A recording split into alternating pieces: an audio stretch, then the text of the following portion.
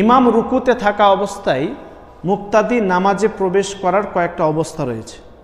যেরকম মুক্তাদি দাঁড়ানো অবস্থায় তাকবীরে তাহরিমা বলবে, মুক্তাদি দাঁড়ানো অবস্থায় তাকবীরে তাহরিমা বলার পর রুকুতে শামিল হয়েছে এবং তখনও ইমাম সাহেব রুকু অবস্থায় আছে, তাহলে সেই ব্যক্তি সেই রাকাতটি গণ্য করবে।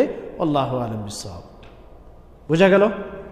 দ্বিতীয় হচ্ছে ইমাম রুকুতে থাকা অবস্থায় তাকবীরে তাহরিমা দিয়েছে, কিন্তু মুক্তাদি রুকুতে যাওয়ার আগে আগেই ইমাম সাহেব রুকু থেকে উঠে গেছে।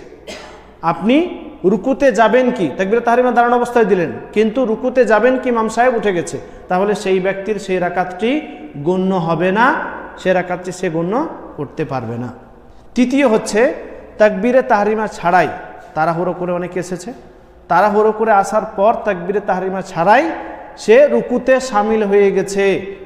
এ সম্পর্কে ওলামা একরামগণ বলেন যে তার নামাজ বাতিল হয়ে গেছে, তার নামাজ বাতিল হয়ে গেছে, কারণ সে রুকুন মিন আরকানিস সালাহ তাকবীরে তাহরিমা এটা ছেড়ে দিয়েছে। তাকবীরে তাহরিমা এটা হচ্ছে নামাজের একটা রুকুন, এটা যদি কেউ ছেড়ে দিয়েছে, এটা না বলেই যদি রুকুতে শামিল হয়ে গেছে, তাহলে তার নামাজই বাতিল হয়ে গেছে।